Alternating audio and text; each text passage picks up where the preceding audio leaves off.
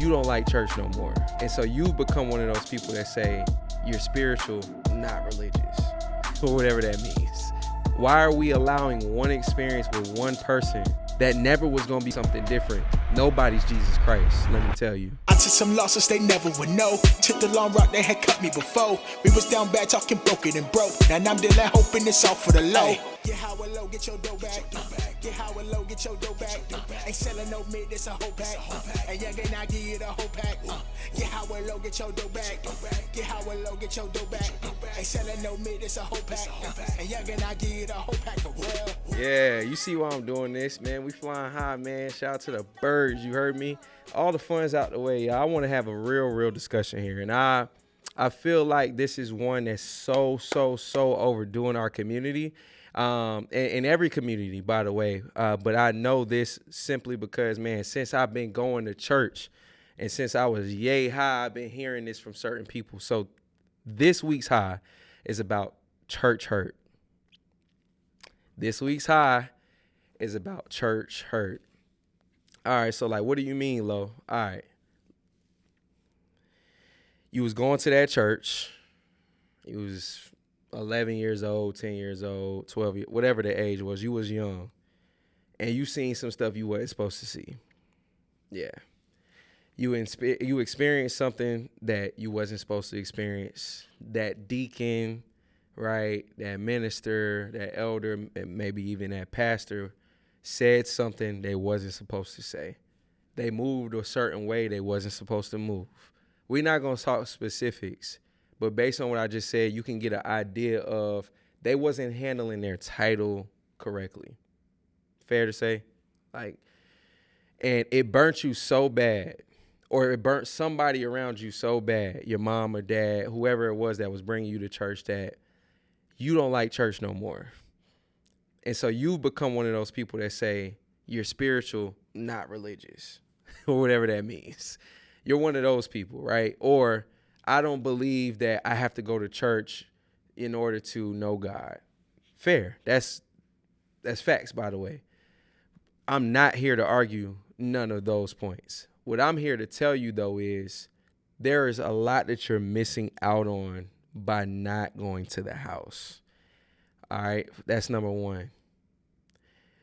The point I really want to drive home today is that one experience that you had with that one pastor or with that one elder, with that one deacon, with that one minister, they are just one person. You cannot allow one person in one church, in one county, in one city, in one state, in one country to dictate how you look at all churches and all pastors and all titles and positions of the church. That is not fair. If you're a teacher and a student has a terrible encounter with teachers, is it fair that when they get in your class that they don't like you, they don't respect you, they don't want to be in your class? No, because they don't know you. You're a different teacher. If you're a mechanic and your customer comes and they don't want you to fix their car, they don't trust you because they had a bad experience at another car shop, is it fair for them not to do business with you, for them to deem you untrustworthy as well? No, it's unfair. It's the same in the church. Why are we allowing one experience with one person, one human, by the way, that never was going to be perfect from the jump, but because they had this title, you expected something different? Nobody's Jesus Christ, let me tell you. Nobody. Why did you expect them to not mess up? I don't know, but what I'm telling you is if you're not giving it another chance and you're not going to church right now, you're missing out on community. And you can build spiritual community, Christian community outside of church. Yes, by the way, I'm not trying to argue here, but what I'm telling you is you're missing easy access to a community of people that are like-minded off the rip. Okay, that's number one. Number two, if you're a Christian and you're really stepping for Jesus for real, okay, we also know that we have a call and a duty to tithe and offer, okay? That's another thing. Who are you giving your money to? Who are you giving your 10% to? What are you sowing into? Dr. Shamari White, pastor show. Shout out to Have Life Church. That's my pastor. He had a great service where he talked about whatever you're giving your 10% to, you're still tithing. You're still giving to God, but you're not giving to the God. You're giving it to your God. So if that is a bill, that's what you're making your God.